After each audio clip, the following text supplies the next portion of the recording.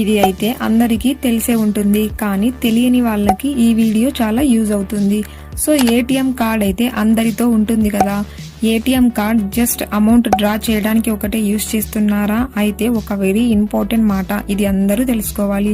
ఒక పర్సన్ దగ్గర ATM card ఉంటే ఆ పర్సన్ నేమ్ మీద 1 లక్ష నుండి 10 లక్షల రూపాయల వరకు ఇన్సూరెన్స్ ఉంటుంది.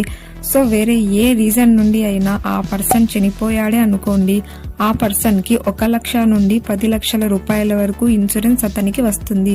క్లాసిక్ కార్డు ద్వారా 1 లాక్ వరకు ఇన్సూరెన్స్ వస్తుంది. ప్లాటినం కార్డు ద్వారా 2 లాక్స్ వరకు ఇన్సూరెన్స్ వస్తుంది. మాస్టర్ కార్డు ద్వారా 2 లాక్స్ వరకు వస్తుంది. ప్లాటినం మాస్టర్ కార్డు ద్వారా 5 లాక్స్ వరకు ఇన్సూరెన్స్ వస్తుంది.